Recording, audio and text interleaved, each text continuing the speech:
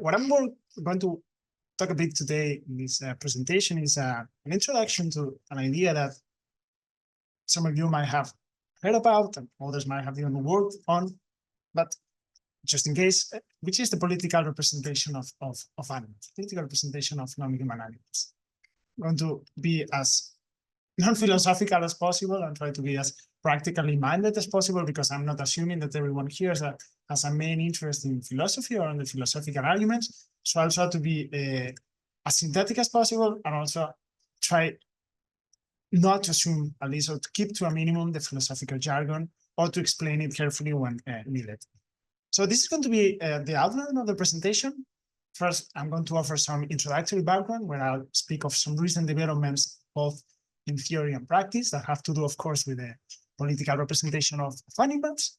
Then I will move to the legal representation of animals, and I'll try to offer some reasons why I, and so do others, think that this form of the presentation, while crucial and valuable, might be limited in ways that make the political representation of animals also quite important. And in this section, I will try to distinguish well the legal representation and the political representation, and why they are both insufficient if taken in isolation, but complementary. Then I will go over some of the reasons why it seems that animals are disregarded in policymaking in ways that make their political representation at least desirable or promising. Then I will go over some 5 proposals that have been either proposed specifically about non-human animals or can be drawn from other close discussions, such as the one on the representation of future generations, which is close because it also involves individuals that cannot give their consent, who cannot hold their representatives accountable.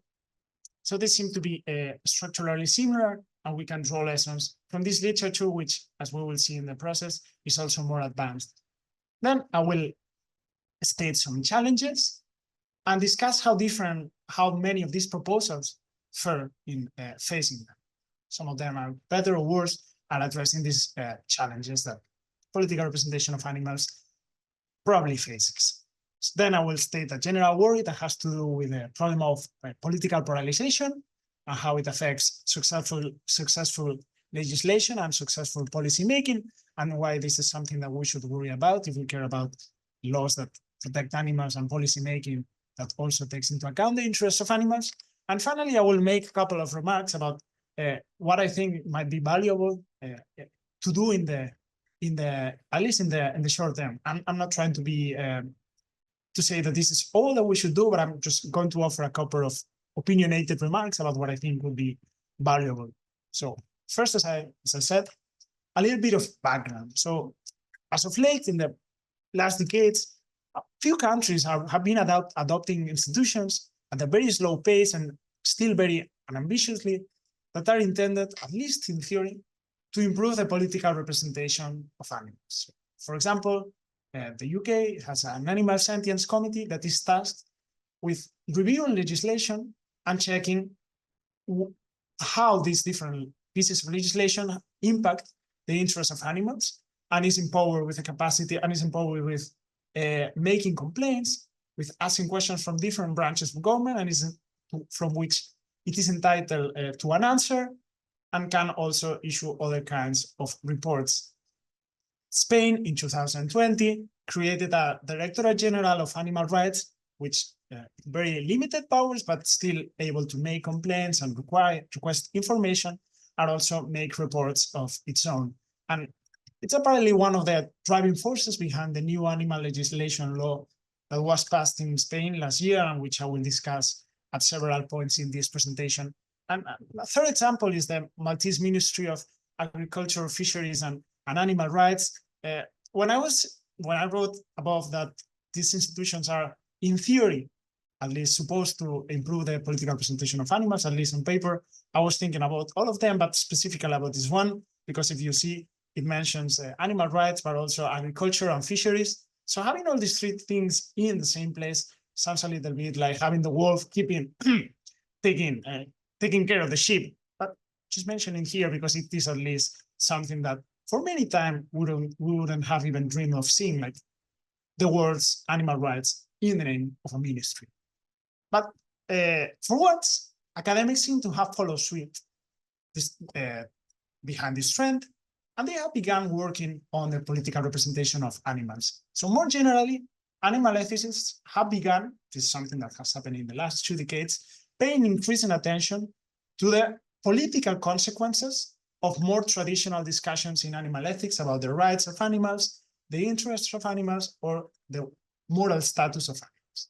So these have been like more traditional discussions that, of course, we still care about, but now there's an increasing attention to the way in which these traditional discussions about morality have political implications, or what are the political consequences of those moral theses. So this is what is usually called the political turn in animal ethics. So animal ethicists are increasingly turned to the questions and using the vocabulary of political philosophy and political theories. They are discussing things such as multiculturalism and animals, cosmopolitanism and animals, deliberation and animals, justice and animals, and of course, some of them are working on democracy and animals, and specifically on the political representation of animals, which is what we will discuss here specifically today.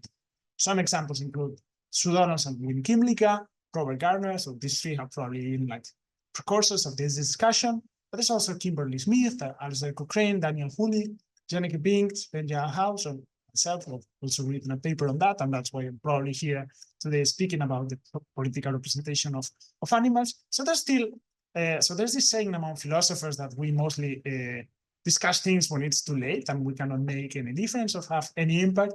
Well, in this case, things, who knows, but hopefully maybe a little bit different, because this time we seem to have followed suit and we are working on this thing at the same time in which developments, as we saw earlier, are also happening in practice. Okay, but one may wonder, why care at all about political representation, about the political representation of animals? Why not just care about their legal representation or their legal status? So when I talk here about the legal representation of animals, I talk about their representation in courts. So this means, first, whether they are considered legal persons who can be subject of legal rights, such as basic rights such as habeas corpus, or also whether they have legal standing. That is, whether people can sue on animals' behalf because they themselves have been harmed or affected by some other action, some other decision, and not just because these actions that affected animals also affected some humans, as it is usually the case. So many legal scholars and many activists have advocated have pursued a legal strategy that tries to increase the legal representation of animals and enhance their legal status. And they have achieved some victories. They have had some success. So here I have three examples. So one is, there have been some cases of successful legislation. One moderately recent case happened in 2002 when the Ecuadorian Constitutional Court granted basic rights, habeas corpus rights to Estrellita, and it did so on the basis of the framework of the rights of nature that Ecuador had already accepted in the past, and that applied basically to ecosystem, to rivers. But a group of lawyers convinced the courts that this framework of the rights of nature should also be applied not only to abstract entities such as, again, ecosystems, but to individual animals. And this is what happened in the Estrellita case. So that is kind of a success. There's also been a constitutionalization process. So many constitutions in many countries are now introducing provisions that mention animals and highlight their worth or their sentience, or generally the fact that animals are not just objects, but things that have sensibility, that have sentience, some kind of selfhood, things of the like, or even perhaps dignity, as some constitutions mention. These are some examples of these are Germany, Switzerland, Austria, Brazil, but also Egypt, and there are other countries that have done things of this kind. Third example of successes within the legal strategy include cases of enhanced animal welfare legislation. So for example, last year, Spain passed a new animal welfare law that improve the legal protection of animals and made the penalties for failing to comply with animal laws stiff. I think that the legal strategy is probably crucial. It's very important, has had some success, and it's going to be an indispensable part of the activist toolkit or NGO toolkit. So for those of us who care about animals, who want to have a society that is just towards animals, the law is going to be an essential instrument and the legal strategy is going to be crucial.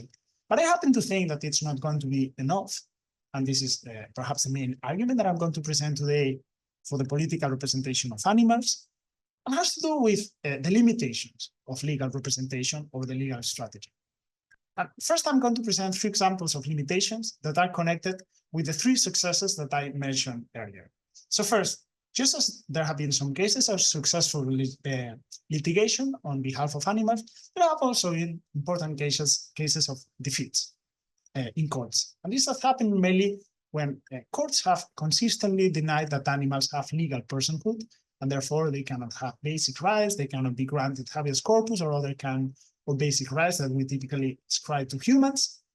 So they have denied that in many jurisdictions, courts have consistently denied that animals have a legal personhood, and thus have severely constrained the strategy of lawyers, activists, who have tried to make the legal strategy work. In case, even the Estrellita case, in fact, even the Estrellita case that I mentioned earlier is at best a very pyrrhic victory, because it granted some basic rights to a non-human animal who had already died by the time the court decided.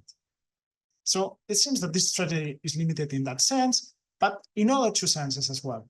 I also spoke about the animals being mentioned in constitutions including provisions that recognize the worth of animals or the fact that they are sentient, or sometimes even declaring them as beings with dignity.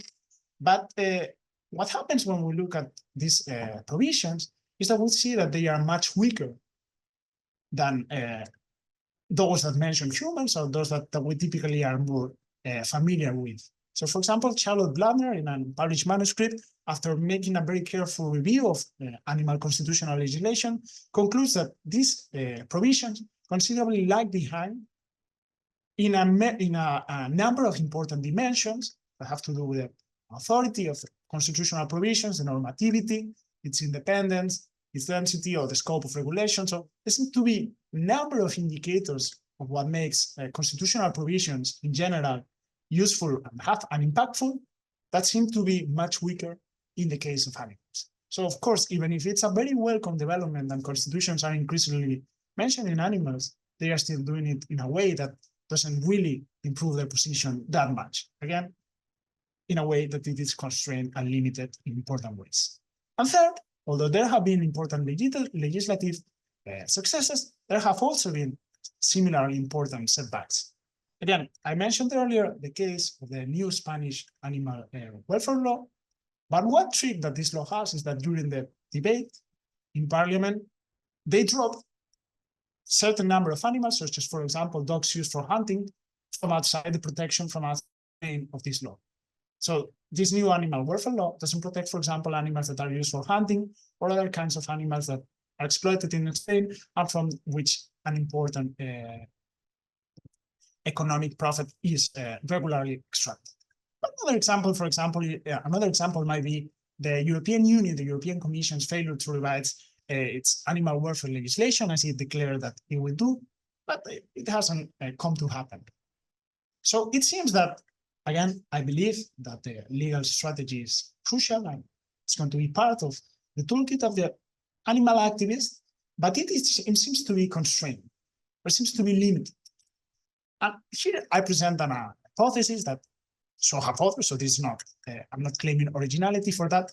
The hypothesis that the scope of legal action is constrained by the functioning of the political system that creates laws.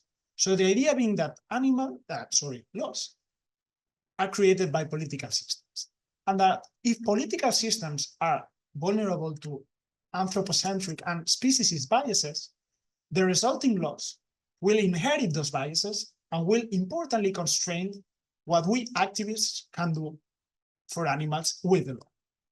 So again, the basic idea is you have political decision-making that is biased, and as a result, you have laws that are biased. What to do with it is important, but limited. If that is right, although we should, of course, be concerned with the legal representation of animals, with the legal status of animals, we should also be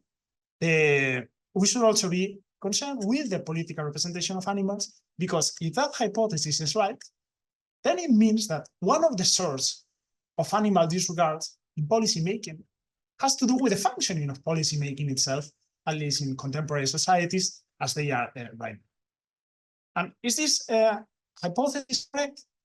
I think that there is many evidence, there's plenty of evidence to believe that, that it is somewhat correct, that political systems are vulnerable or liable to biases that lead them to systematically disregard the interests of animals in ways that lead their resulting laws also biased, and which at the end of the day end up harming animals.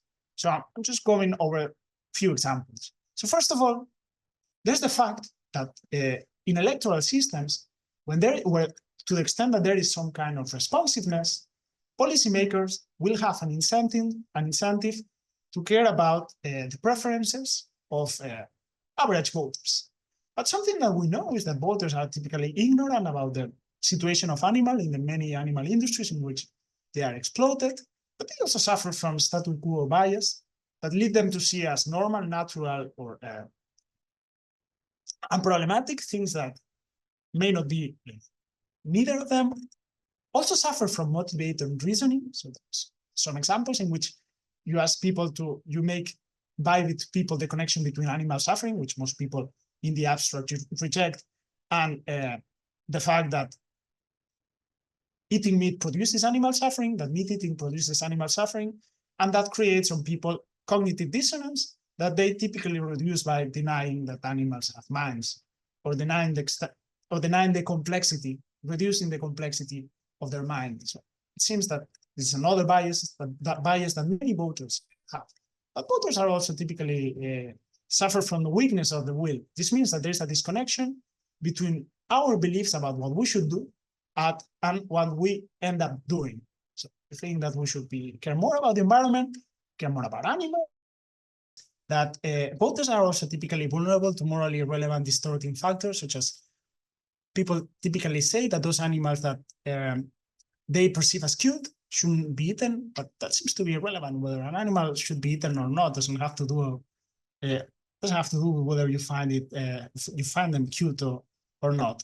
So this seems to suggest that voters are liable to a wide array of biases, speciesist and anthropocentric, and to the extent that electoral political systems care about the preferences of voters, they will be responsive to at least some of these biases.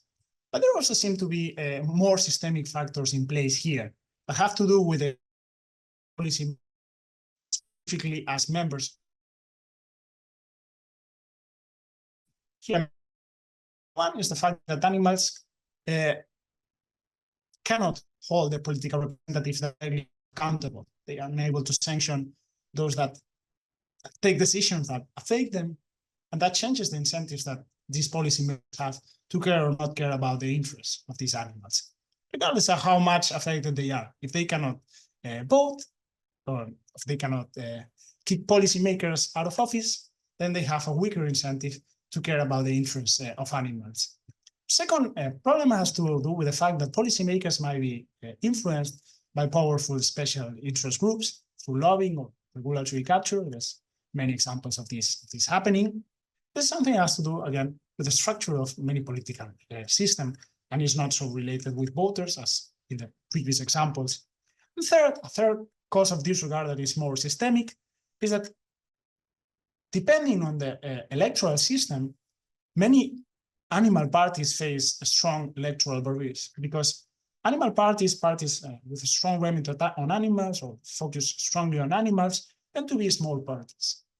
And in countries with proportional electoral systems, they tend to do better because proportional electoral systems tend to increase the number of parties that finally make it to parliament compared with other kinds of electoral systems.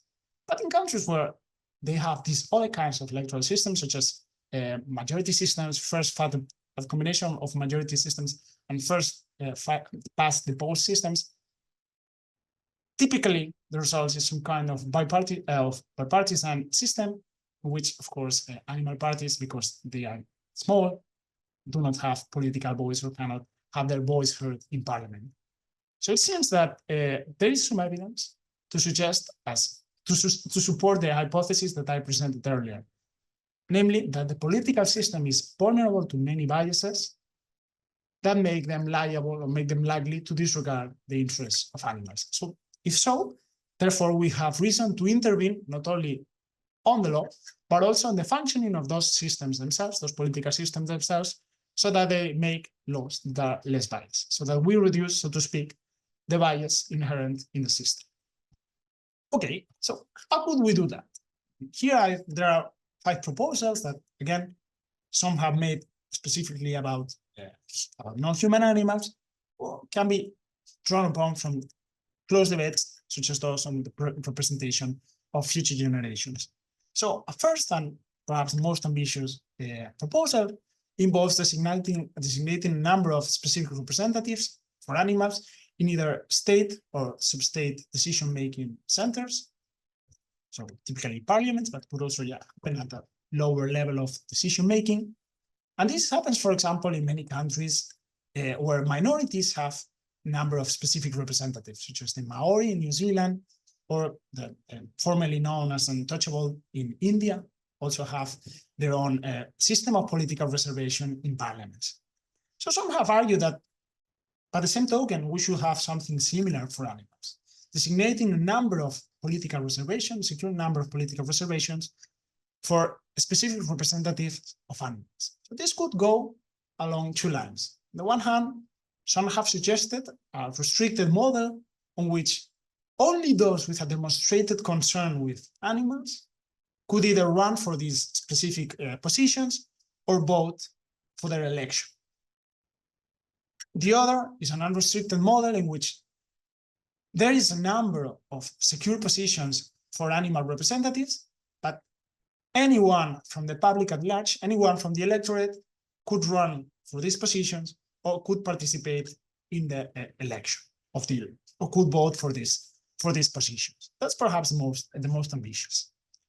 A second and more or less ambitious, depending on the powers that they end up having, a second proposal involves appointing a non-good person or an independent office for animals. So these offices that exist for children, exist for human rights, some minorities, so it's already something that we are well acquainted with, institutionally speaking, and in some cases, in some countries, even for future generations, typically involve no formal decision-making powers, so they cannot make decisions that are policy decisions that are binding. They cannot create laws, they cannot create policies, but just as similarly to what we saw earlier with the UK Animal Sentience Committee, they can make complaints, they can issue reports, they can request information for which they are entitled to a reply. So they can have a host of, even if they don't have formal decision-making powers that are binding, they can have other kinds of powers that can be more or less robust. That will depend, of course, on the specific design of the institution.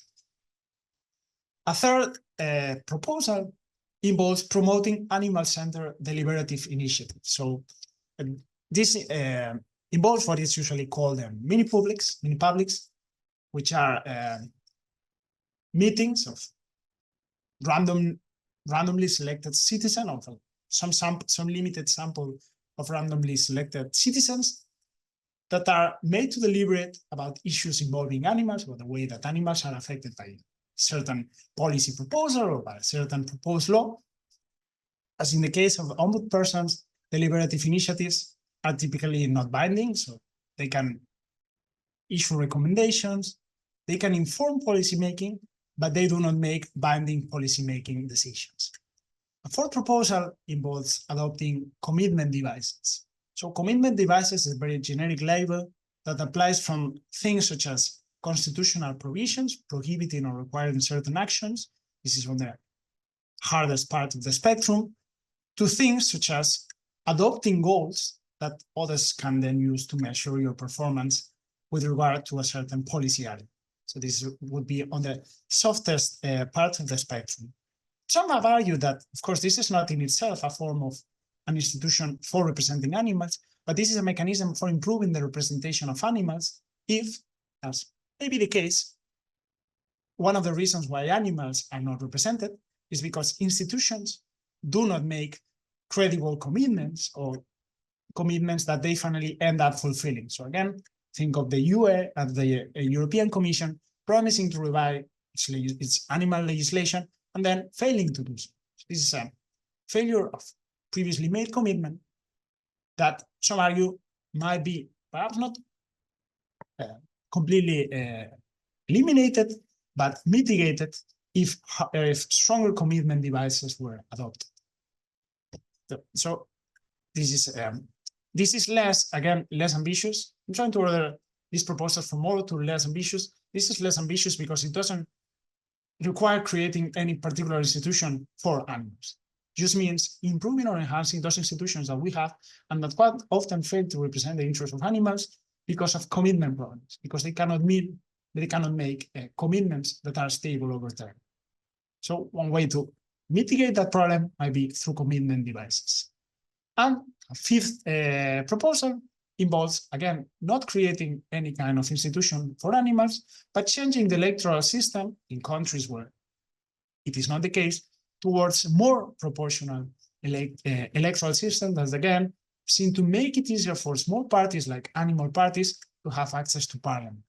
There's one of the countries where there's like strongest representation of animals in parliament, or at least of animal parties in parliament, is the Netherlands, where there is some evidence that these parties have managed to make discussions about animals or make animal issues, animal involving issues, more salient in the political agenda. So these are the 5 proposals. And then, of course, the question is, do they work, or should we expect them to work? And for reasons that I will note later, the answer is we have no clue, or we have little clue because they have not been tested and they have not been empirically addressed. They cannot be empirically assessed. But on the basis of what we know about general the functioning of political systems or other similar institutions, such as, for example, those that have attempted to represent the interests of future generations, we can make some guesses and then try to guide our practical priorities, but also to guide our experimentations with different institutional proposals, which, as I will remark later, then others will be able to come and empirically assess.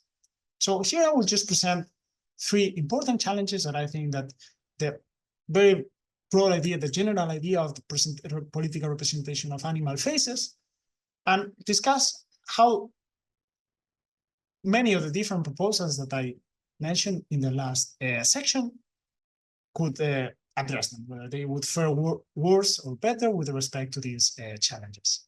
So first we have what we may call the selection problem, which is basically the problem of how can we put the right people, how we make sure, or how can we be sure enough that we are putting the right people in place. By this, I mean people that have the will to act on behalf of animals, and not just people who may be there opportunistically, because they want to push forward all their agendas, and having that power may be helpful for them. So how can we make sure that we have in those positions, or at least if there is a designated representative for animals, or if there is something like an ombudsperson or an independent office, how can we make sure that those who populate these positions or those offices are genuinely concerned with the plight of animals and are effectively acting on behalf of animals?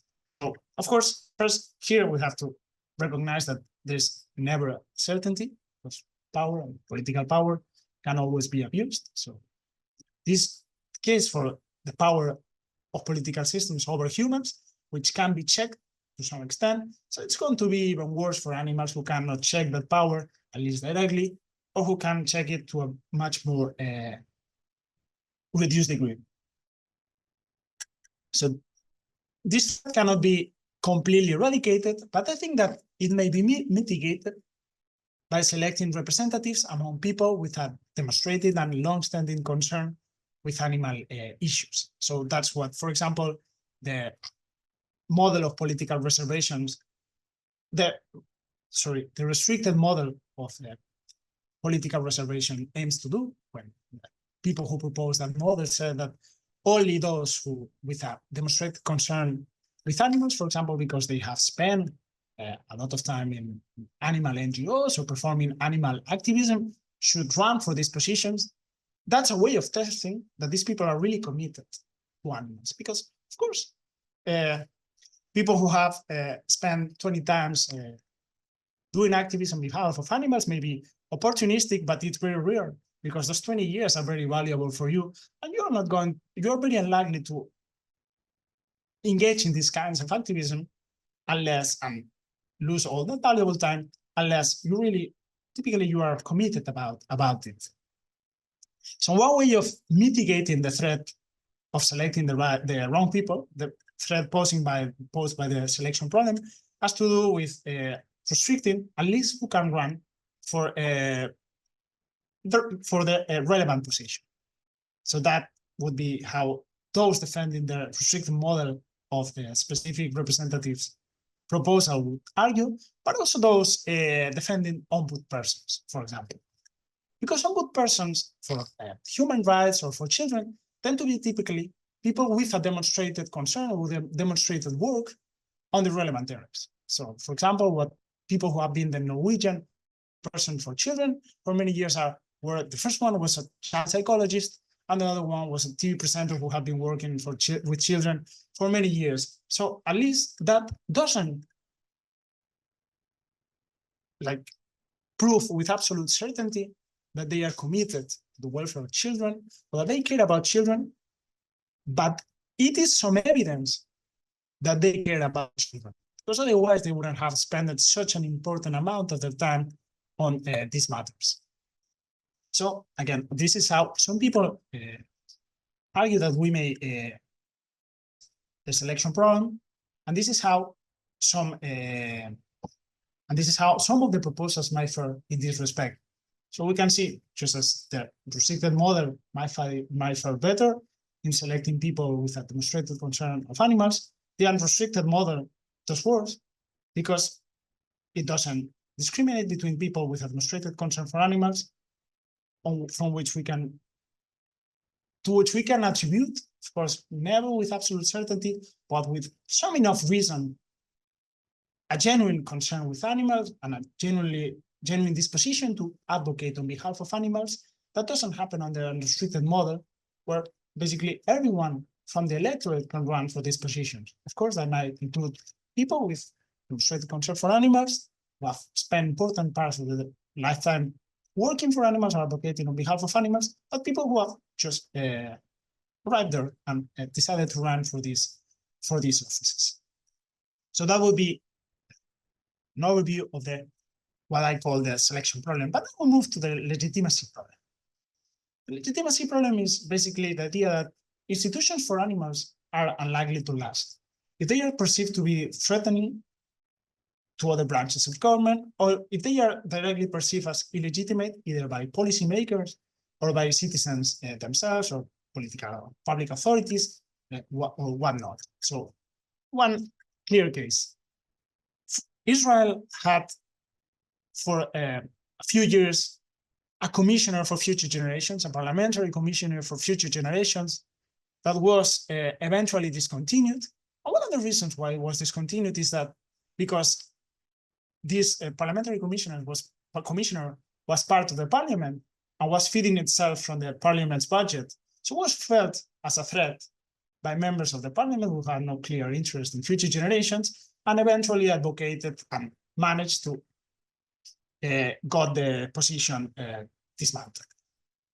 So again, here I will rely mainly on what we know about institutions for future generations, because I think that they can offer valuable reasons that we, as people who might want to advocate for similar institutions for animals, can learn. So not to repeat mistakes, but also to anticipate challenges that others have already faced. So, for example, Jones and his colleagues in an important paper on the political representation of future generations claim that the legitimacy of and public support behind an institution is a key factor as to whether it will last. No? So it's just one way to support the claim that I was making earlier. So how will the different proposals I mentioned earlier, how they might fare with respect to this problem? One thing that we may focus on in addressing this question is the formal decision-making, the strength of the decision-making powers that the different institutional proposals have. Because this is something that in empirical analysis of the different institutions for the representation of future generations have shown to matter. So for example, in a recent analysis by Michael Rose of different proposals for different institutions for future generations, one of the conclusions to which he arrives is that those institutions that have either very low or very strong formal capacity to have been dismantled. The reason is that those that have very low capacity to influence political decision-making are not taken seriously, and those that have a very strong formal capacity to influence political decision-making are perceived as a threat by public authorities, other branches of government, etc. Especially when they are pushing agendas that are not still not widespread or not super popular, as it is the case of future generations to some extent, and to a much greater extent would be the case of animals. So I don't think that this is something that this consideration supports any specific institutional proposal of those that I mentioned earlier. But for example, but at least it invites us to be a bit skeptical of the potential, about the potential of the most ambitious forms, or either of the most ambitious proposals, such as those involving designating specific representatives with formal decision-making power, or with those that, or for those versions of those proposals, such as, for example, the ombudsperson, that have the strongest or the lowest formal decision-making powers. So the idea here would be that we need to find something, if the institution is to be perceived as legitimate, which is something that is instrumentally valuable because otherwise it cannot survive. It can find a middle ground between being too powerful and having too little power. Of course, the problem is that we do not know exactly where that is. We have no other alternative than to experiment with it. But at least we know that it is possible to find a middle ground, because it has happened in the case of future generations, institutions for future generations. So there are some institutions for future generations that have been able to find a middle ground between like having no power or having too formal power. And this, again, from the process paper, he points out to some kind of institutions that he labels sustainability stakeholder council commissions, which are groups of stakeholders that are, on the one hand, cross-sectional, so they are taken from different parts of the society. I will now offer an example, but also typically have bipartisan support. One example that he gives is the Belgian Federal Council for Sustainable Development that has 24 members, and these 3 come from NGOs, 6 come from employer association unions, 2 come from representatives of youth organizations. So they are taken to be stakeholders in the discussion on the future. And one of the things is that it seems that this institution has lasted, and institutions like this kind have tended to last. So Rose notes that unlike all the kind of institutions that typically have short lives, those only 2 of the 10 institutions of this type have been discontinued. So if we different kinds of institutions that exist for the representation of future generations, those with the lowest mortality rates are those that involve this kind of sustainability stakeholder commissions that have power to make complaints, have power to issue reports, have power to make requests and be answered, have formal decision-making powers. They cannot make binding laws, or they cannot make binding policy-making decisions, and meet different sectors of the population, and typically have bipartisan support or widespread support. Of course, to summarize the point, what we seem to know from analysis, of course, that's always very preliminary, what we seem to know about analysis of institutions for future generations is that those with the lowest mortality rates are institutions that represent different sectors of the population that do not have binding power to either make laws or policy or for policy making, but that can make complaints, can issue reports, can make requests, and have a right to be responded, have to be right to be answered, and typically they have some kind of widespread political support. So this is a lesson that, of course, we might try to address it, to adapt in different ways, but this is a lesson that we may want to have to learn. The vigilance problem has to do with the fact that formal institutions for animals are always liable to abuse and exploitation, so they can be abused by people with not the best intentions in mind. And they face at least two kinds of threats. So first, every additional institution that we create in turn creates incentives for capture. So this is something that we want to help animals, but that others may want to control in order to have power over other things and advance their own agendas. But these kind of institutions that I've presented also face threats from the inside, because positions of power, if unchecked, create incentives for abuse, even for those with an intrinsic commitment to animal causes. So we may believe that people with an demonstrated commitment to animal causes may do a better job at resisting those incentives, those bad incentives. But we should not believe that. We should not fool ourselves with believing that if people have unchecked power, then they are going to always behave as we may expect them to behave. Okay, so the vigilance problem, in short, is that formal institutions can complement, but they cannot substitute civic society or activism, because that seems to be essential in order to keep at bay, or at least to mitigate to the most possible extent, those kinds of threats. And one may think, okay, but do we have evidence that those threats are going to materialize? So that's difficult to say, but we should expect that to be the case first, because it happens in the case of humans. So we should expect the problem to be even worse in the case of animals, where the accountability mechanisms are weaker.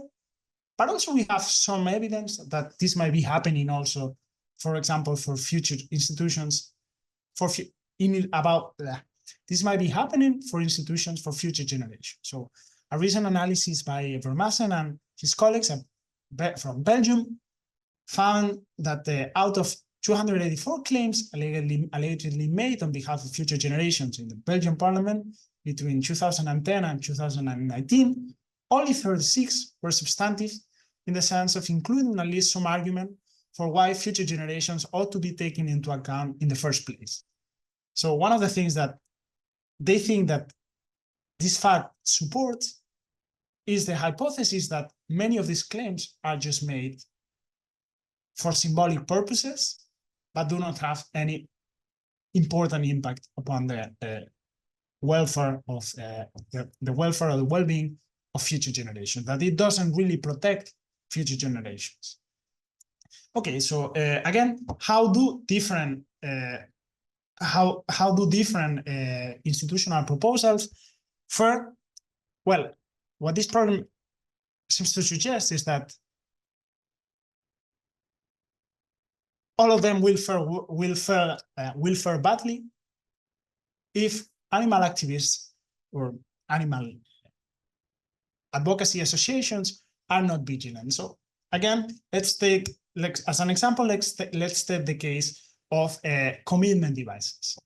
So commitment devices, some people argue, may help policymakers to make stable commitments or policy commitments over time, and at least in some cases that might be helpful for the representation of animals. But again, the example of the EU shows that this needn't always be the case, because this is an example. This is a case in which the European Commission set itself a set of goals. So this is something that would count as a commitment device, of course, a very soft commitment device, but still some commitment device.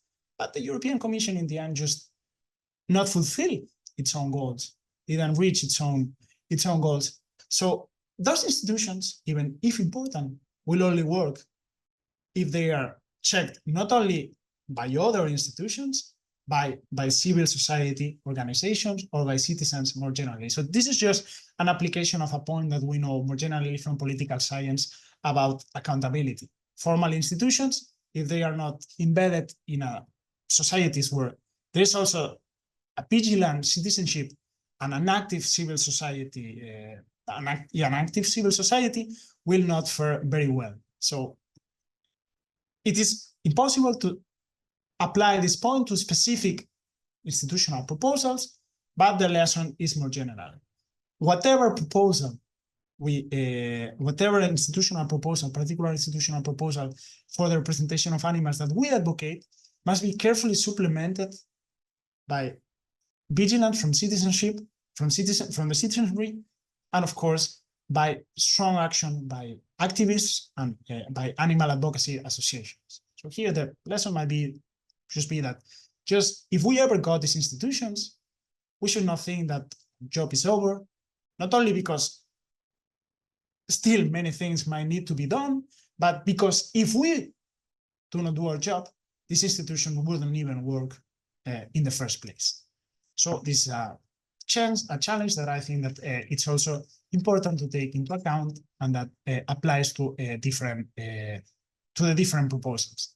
So now again, I go for a very general worry that has to do with polarization. So in the last years, affective polarization, the idea that people take their political rivals to be their enemies, has prompted growing public and academic interest.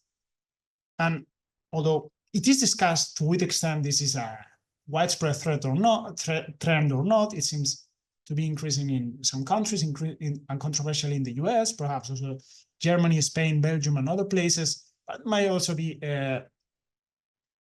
be constant in others, and perhaps even lower in some other countries. But at least it seems that it's an important phenomenon in many countries. And this is another thing for us to care about.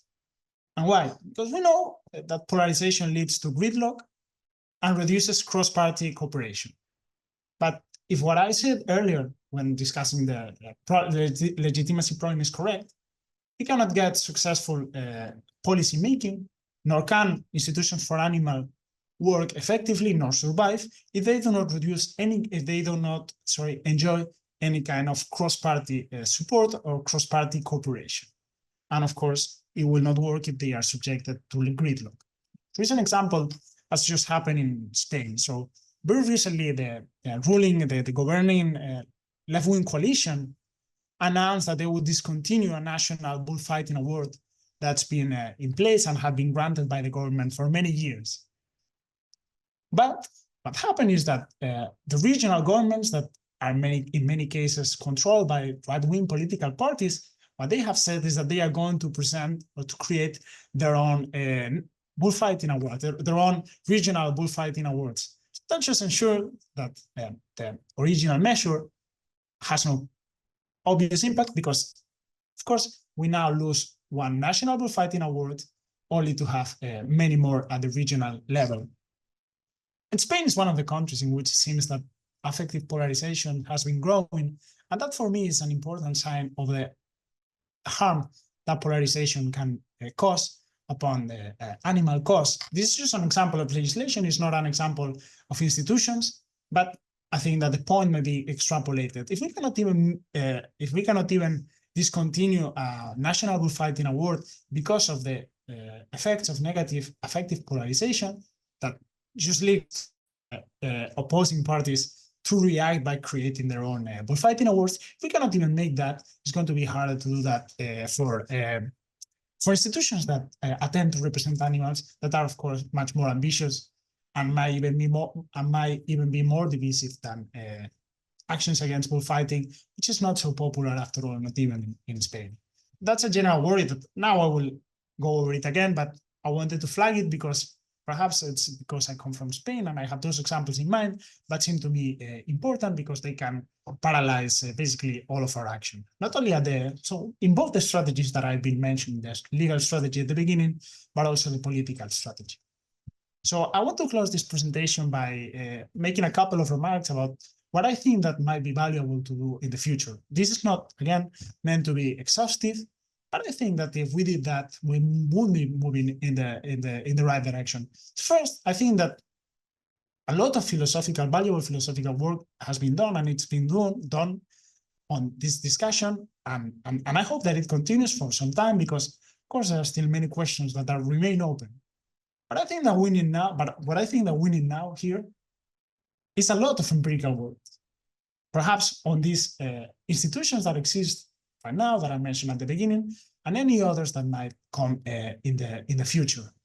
And this is something that in the debate on the political representation of future generations seem to have happened to a much larger degree. So we have, for example, this amazing book by Jonathan Boston called Governing the Future, which provides a super exhaustive survey of the many proposals that have been made to represent future generations, or to enhance their representation, or to improve governance, future-related governance, or long-termist governance, policymaking.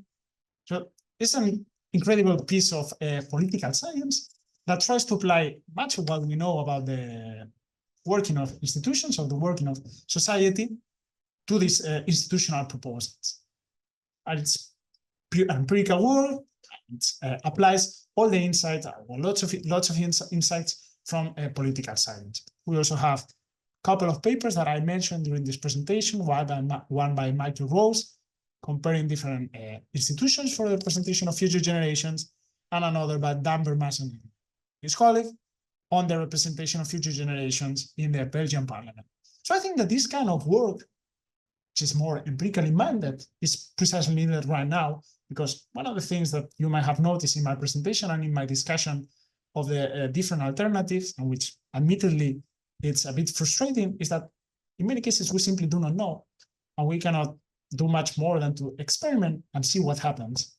And by the time that we arrive, if we arrive to the experimentation stage, we really need some people to be there and check and assess. We need to do so with the best tools that the political scientists can master. So the first remark would be that we really need the kind of, and I'm not saying that that doesn't exist at all, but it should happen to a great extent. It should be integration between philosophy and the empirical sciences, and we should join worldly, because the political representation of animals can only work if we have the best available evidence in mind. And that is, of course, an ongoing project and a collaborative project of that. And then the second remark is that also related with a point that I just made about the problem of representation. The problem of polarization is that it may be worth for animal activists to care a little bit about reducing polarization, because it's a precondition of any other measure that we may want. So this is recent, and many other scientists in Nature listing a set of interventions for reducing political polarization that might seem to be working a little bit. Some of them include correcting misconceptions, because often political polarization comes because people have false beliefs or very exaggerated beliefs about others, but also highlighting commonalities, because again, often political polarization arises because people exaggerate the difference that they have with regards to others. So there's a lot of things that we can do to reduce polarization, and that perhaps something that activists should do, even if we care about the political representation of animals, because without reducing political polarization in societies where it is high, I don't think that these institutions are either unlikely to survive, or if they survive, I'm not sure that they are, or I'm not very optimistic that they might be as effective as if they could be in societies in which they can get at least some minimum of cross-party support. So that's basically it. I apologize for all the problems with connections, and looking forward to the discussion. So thank you very much.